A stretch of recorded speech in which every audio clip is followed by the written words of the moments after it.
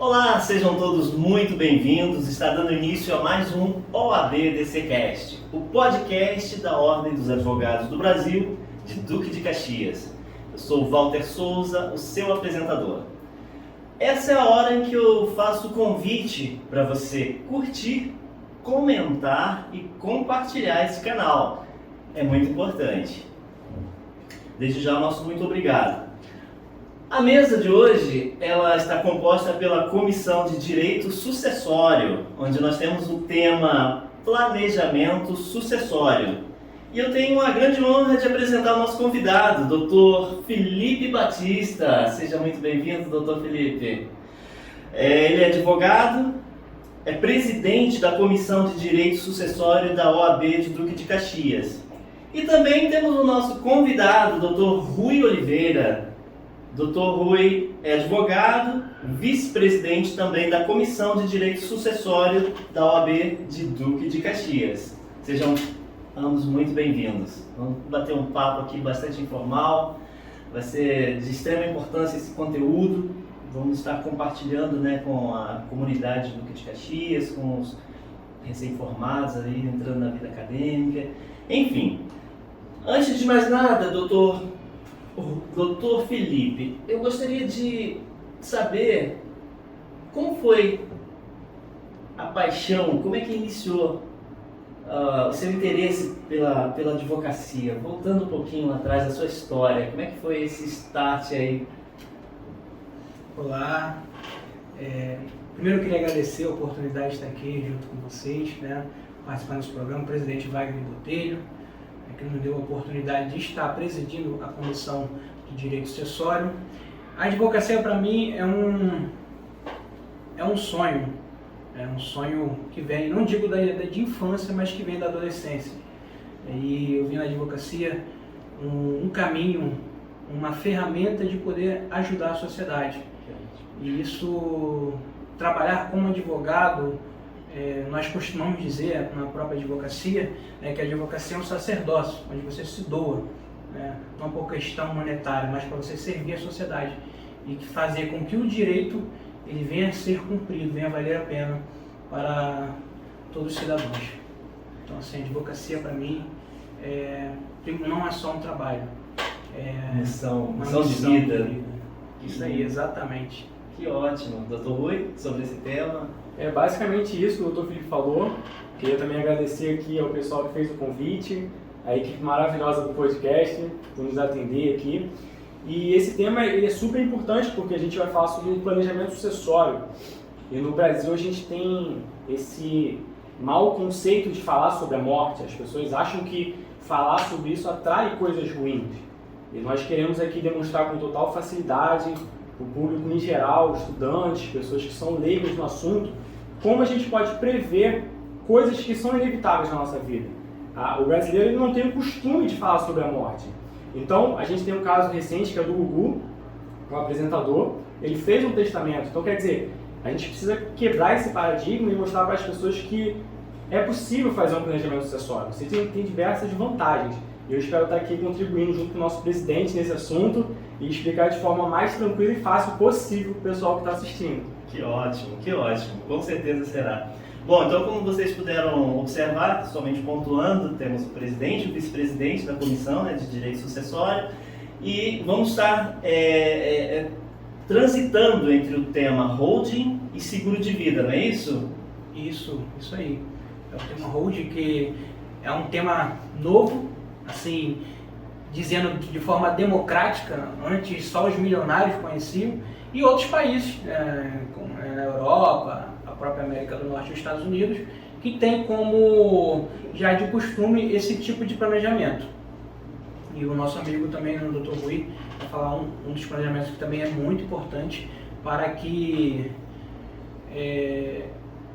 o dono do patrimônio, o proprietário, aquele que construiu aquele patrimônio, ele não venha deixar que os seus filhos venham perder até uma parte desse patrimônio para o Estado. Interessante, muito interessante. Essa categoria, Dr. Felipe, ela podemos dizer assim que ela é relativamente nova, assim, recém-descoberta? Não digo a nível de lei, mas de execução no nosso país. Sim, assim, como eu disse, democraticamente sim. É um nicho novo, tá? São poucos advogados que atuam nesse nicho e que a advocacia está sendo educada agora nessa forma de planejamento, como se trata de um direito preventivo, onde no nosso país não tem a educação para poder conversar sobre isso. As pessoas não têm o costume, como o nosso amigo aqui, Dr. Rui, ele citou, quando se fala de morte, todo mundo toma aquele susto, né? Não tem o costume também em relação ao direito preventivo. As pessoas costumam procurar um advogado quando vai tratar logo do litígio. Quando aconteceu o problema, né, na realidade ninguém quer contratar um advogado. Essa é a realidade, porque né, é um gasto fora do padrão. E a pessoa, quando ela precisa do advogado, ela vai até ele. Quando já acontece o litígio, para que você venha acionar o quê? O judiciário. E não prevenir para que você não acione o judiciário, a pessoa não venha ter, para que ela, sua família não venha ter uma perda. É necessário, então, uma reeducação aí. É necessário uma reeducação, é isso que nós estamos fazendo. Eu, como citei com o senhor anteriormente, eu faço parte de um time, né? Nós chamamos de time Hold Brasil, onde nós estamos sempre educando a sociedade em relação a esse tema e também, né, para que todo mundo venha ter conhecimento de que ela pode ter um planejamento sucessório, além do planejamento sucessório tributário, e porque as pessoas não sabem, elas podem perder. Mas eu faleci, muitos costumam dizer, mas eu criei, faleci, meus filhos que se viram.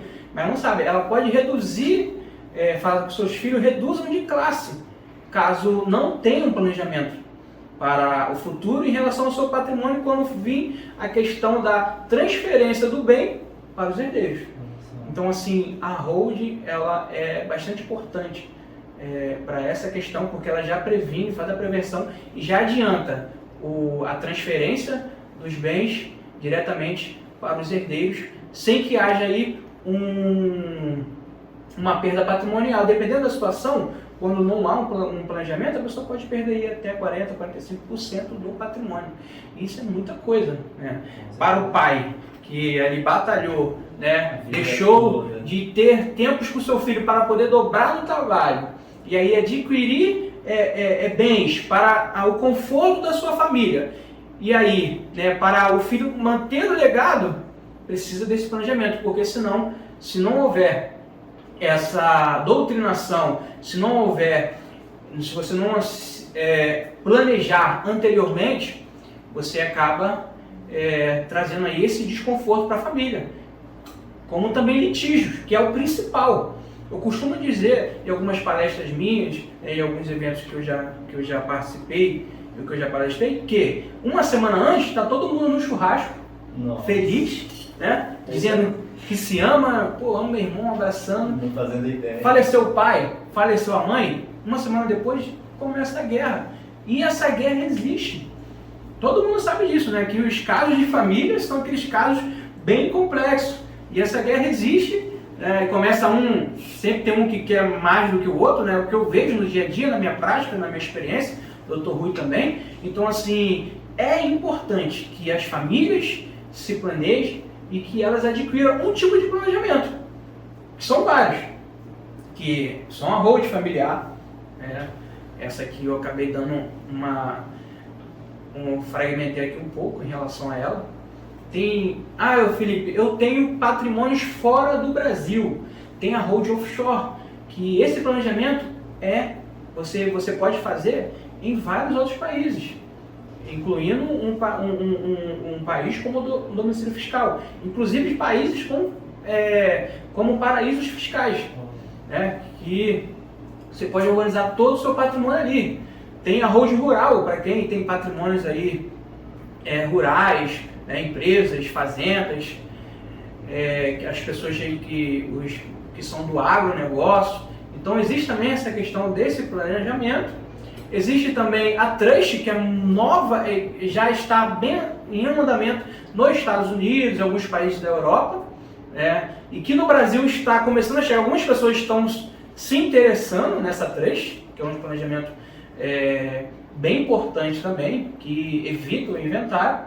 E também tem a doação, tem um testamento, que é bem retrógrado. Porque o testamento ele não evita o inventário, ele não evita a briga do inventário. Pelo contrário, muitas vezes causa mais briga, causa mais discussões na família. Porque às vezes o patriarca incluiu uma pessoa lá que você não sabe nem quem é. E aí, como é que fica a situação? Piora. Como ele pode incluir, dar 10% do nosso patrimônio que são nós para essa pessoa? E sim, ele pode abrir 50%, 50% ele pode dar para quem quiser. Se ele quiser dar para uma pessoa que ele desconhece, ele pode sim distribuir esse legado para essa pessoa. Só que os outros 50% são do herdeiro. Mas também causa a discussão do inventário. E nós costumamos dizer o seguinte, que nós queremos acabar com o inventário. Por conta de quê? Por conta que o inventário ele causa dor. Quando você vai atender um cliente de inventário, você vai atender uma pessoa que chegou lá de luto. E quando você informa as taxas, os impostos que essa pessoa vai ter que arcar, ela sai lá pior. Entendeu? É difícil você lidar com o cliente. Mas qual seria a solução, então, terminando o inventário? A solução seria escolher planejamentos que você evita o inventário, como a da holding. O que é uma holding? A holding, por ela ser nova no direito em relação ao planejamento patrimonial sucessório da família, ela é nova aqui no Brasil. Já existe nos Estados Unidos, porque que o nosso ITCMD no Brasil ainda está 8%, mas há discussões para dobrar, para 16% e para focar em 20%. Inclusive, o ministro da Economia, ele citou que vai ser um dos temas para aumento desse tributo. E deve chegar a 20%, porque aqui no lado do Chile é 25%. E nos Estados Unidos é 40%. Então imagina você falecer e os seus filhos terem que dilatar aquele patrimônio que 40% seja do Estado. Olha só a situação. Ou a 20%. 8% nós vemos hoje que é o teto máximo do Brasil, mas que pode aumentar. Como eu disse, o Conselho Fazendário já se reuniu e já tem resolução para isso, e já existe um projeto de lei do deputado Cid Gomes para a majoração desse imposto. Então a holding evita que você arque com esse imposto. A holding já em vida. A gente vai falar da holding pura. O que é a holding pura? É aquele planejamento. A holding é o quê? É uma empresa que você cria, só que essa empresa ela não tem uma atividade econômica. Ela já está na lei de SAs, que é de 1976, ela é criada para gerenciar outras empresas. Entendeu? E dentro dessa empresa você cria ela só para gerenciar o quê? O seu patrimônio.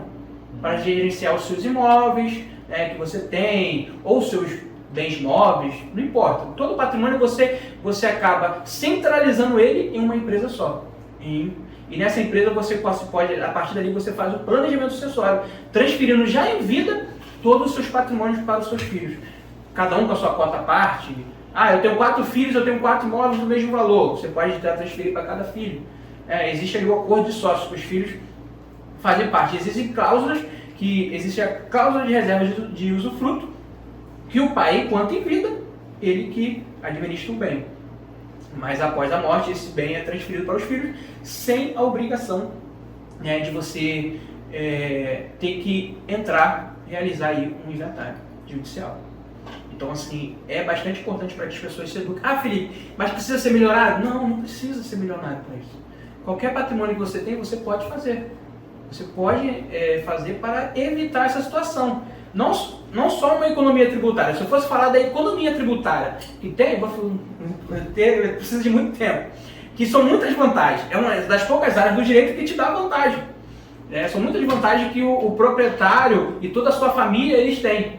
Então, assim, se eu for realmente falar sobre isso, vai demorar muito. Então, assim, para poder não me prolongar, quando você realiza esse planejamento, já evita o pior, que é o quê? A discussão do inventário.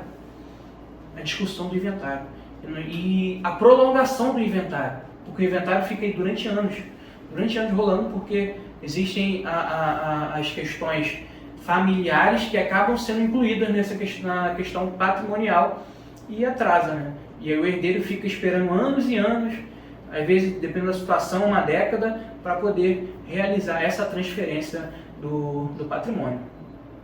Entendi. E interessante tema, esse assunto, toda essa sua abordagem, doutor, porque a história já provou, né, que é melhor prevenir do que corrigir, né? Então a prevenção vale muito a pena. Sim. Sim, porque é o que nem o presidente falou, né? A gente não tem essa necessidade de ser uma pessoa rica quando nós falamos de outros países. Se você tem um carro, aquilo é um bem. Então, por que não escolher quem você vai deixar e fazer isso de forma planejada? E quando a gente aborda esse tema de planejamento sucessório, a palavra planejamento é justamente isso, você organizar. E tudo que a gente faz com uma organização, você vai ter benefício. Ele aqui comentou sobre a holding. Quando você tem um carro, você faz um planejamento desse carro. Olha, eu quero que fique para alguém. Você pode fazer uma doação, você tem outros mecanismos. E por que você tem que se planejar? Qual é o benefício de planejar? Você reduz impostos. Você não tem briga depois. Então, assim, o planejamento sucessório ele é muito além do que apenas um testamento. As pessoas precisam entender que existem diversas opções para você tratar os assuntos. Então, a holding é uma delas, previdência privada é uma delas. Vou falar só algumas que não são aqui pauta do nosso, mas são as pessoas que até são leigas no assunto. Trazer luz ao assunto. Seguro de vida é uma forma de planejamento.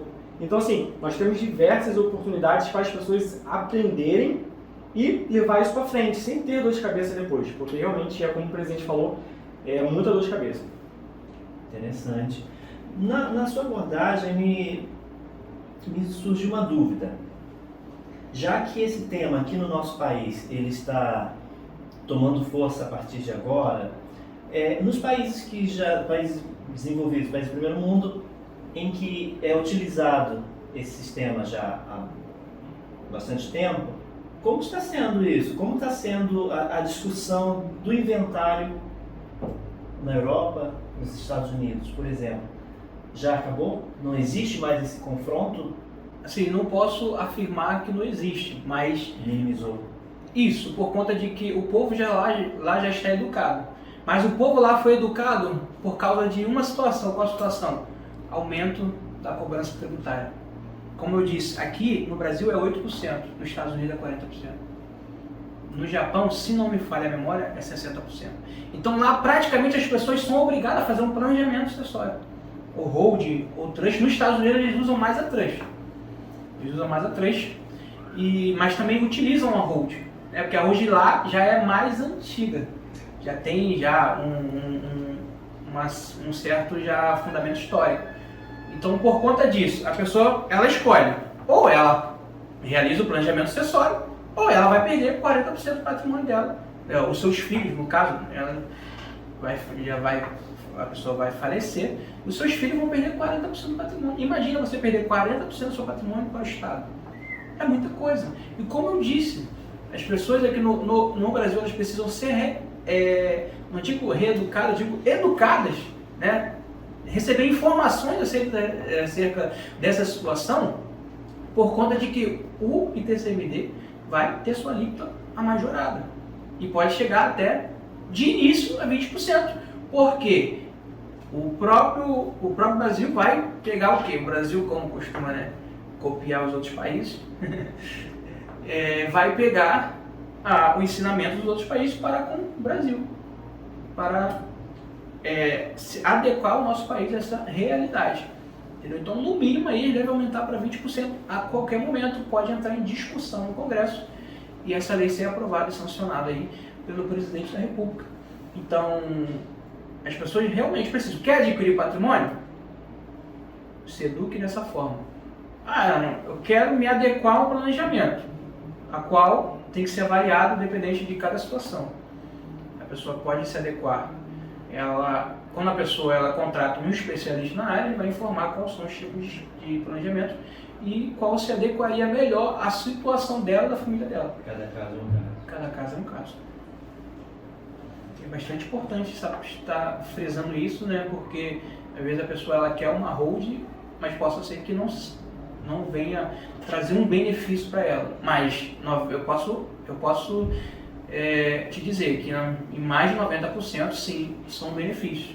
Benefícios e economias tributárias que podem chegar até 90%. O que ela teria, as custas, os ônus que ela teria em um inventário. Doutor Rui, seguro de vida tem uma melhor aceitação para o povo brasileiro em termos de holding, se falar de holding e seguro de vida? Sim, o seguro de vida as pessoas conhecem mais, né? Mas o que as pessoas não conseguem entender é que ele é um planejamento sucessório também. A maioria das pessoas, quando você tem um contato com o seguro de vida, é o quê? Através de um banco que te oferece, ou então você está andando na rua e alguém te aborda, né? Você já tem seguro de vida?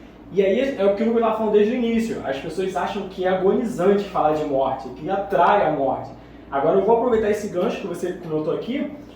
O seguro de vida é interessante porque você pode nomear qualquer pessoa.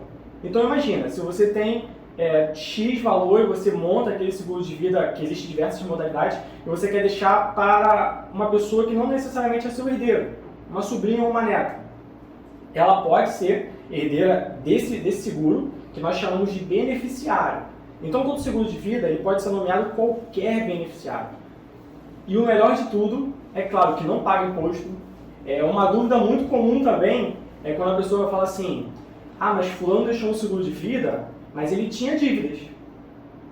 Mas essas dívidas não atingem o seguro de vida. Então imagina, é quase uma perfeição e as pessoas não sabem disso. Então quanto mais as pessoas ficarem sabendo desse planejamento sucessório, melhor é. E o seguro de vida, sem dúvidas, ele está sendo mais bem aceito. Mas ainda vai barrer nesse choque cultural, querendo ou não, que o Brasil tem, e que espero que um dia a gente passe por essa etapa. Porque quando você organiza a sua vida, seja financeira ou patrimonial, você fica bem consigo mesmo, você fica tranquilo, você não tem preocupações futuras. Então o seguro de vida, sem dúvidas, é uma excelente opção. Está vendo a necessidade de você compartilhar essas informações? Então vale a pena. Divulgue, compartilhe e comente esse canal. Ok, doutor, são tantas dúvidas, são tantas informações aqui borbulhando, a gente querendo entender, né, como leigo no assunto. Então eu fiz algumas anotações aqui, deixa eu começar. Olha, eu gostaria de saber, por exemplo, a pessoa pode herdar tanto como legatário e como herdeiro? É possível isso? Existe essa situação? É possível sim. Para a existência do legatário é necessário o testamento. O que é o legatário? Ela pode ser o próprio herdeiro e pode ser uma terceira pessoa escolhida para quem realizou o testamento. Vamos supor, mas acontece o patriarca. O patriarca, ele realizou um testamento. Existe uma pessoa que ele gosta muito, ou existe um filho. Como o senhor falou que a pessoa pode ser tanto legatário como herdeiro, existe um filho ao qual ele pode abrir mão de 50% daquele patrimônio para aquele filho e ainda o filho ele pode competir com os outros herdeiros na outra parte de 50%, porque como eu informei aqui, 50% do patrimônio são dos herdeiros necessários. Obrigatoriamente são os herdeiros necessários. Então um herdeiro ele pode receber 50% daquele patrimônio como legatário e se tiver, vamos assim, numa situação hipotética que ele tem mais um irmão, ele pode receber mais 25% da herança. Então no caso ele teria direito a 75%, 50% como legatário, 25% como herdeiro e os outros 25% ficaria com o seu outro irmão. Entendi. Então, na situação que ele não é herdeiro, pode reivindicar os 50%? Ou não? Reivindicar? Não. Não. Reivindicar não. Se está no testamento, após o falecimento do patriarca, é iniciado o processo que vai revisar esse testamento. E essa pessoa, como legatária, ela vai ser chamada para participar desse processo e também da partilha e atrairia o percentual do seu legado. Certo. Doutor Rui, ou doutor Felipe, enfim, o que achar herdeiros necessários? Explique, o que são? Olha, os herdeiros necessários nada mais é do que o que a lei disponibilizou. E as pessoas costumam confundir que o herdeiro necessário são filhos. E na verdade não são só filhos. As pessoas podem não ter filhos e terem herdeiros. Na nossa lei, ela prevê que, primeiramente, são os descendentes, aqueles que vêm depois da gente, que vão incluir os filhos. Mas as pessoas se esquecem que o nosso cônjuge, e algumas correntes até admitem companheiros como herdeiros necessários, e acima deles tem nossos pais. Então, assim, muitas pessoas confundem dizendo que é apenas o filho. Eu não tenho filho, não tenho herdeiro. E não é assim que funciona. A lei ele tem aquela questão do princípio da Saizinho, onde o objetivo é encontrar um herdeiro. O máximo possível é evitar que aquele patrimônio seja desperdiçado. Então, herdeiros necessários são aqueles colocados por lei e incluem descendentes, ascendentes e o cônjuge. Em alguns casos, o cônjuge ele pode não ser herdeiro, ele é meieiro, entendeu? Então, assim, acaba, no caso de comunhão parcial de bens, dos bens adquiridos durante o matrimônio e esses bens foram adquiridos de forma onerosa, 50% é do cônjuge, entendeu? E ele acaba não participando como herdeiro, mas só como meieiro. Ele leva 50% e os outros 50% são divididos entre os herdeiros necessários, pode ser filhos,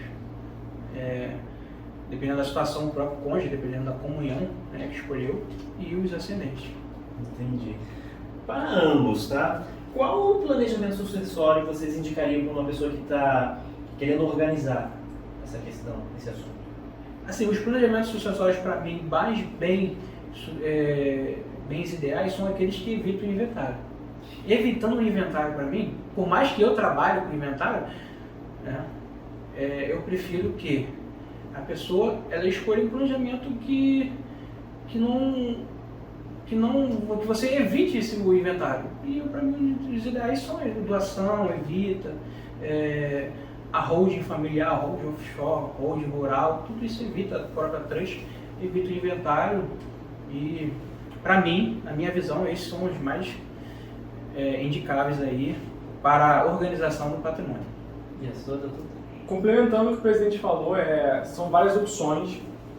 Existem testamentos, como ele mesmo disse, a questão da doação, previdência privada, são termos que pessoas não sabem o que é, mas tudo isso são formas de direcionar o patrimônio para quem você quer que fique com o patrimônio. Então, assim, essa pergunta ela é muito ampla. Qual é o principal, qual é o necessário? Isso vai variar de cada caso, tá? Mas que as pessoas precisam entender que existem modalidades, existem formas de você reduzir impostos, de ir para pessoas que você quer que cheguem àquele patrimônio.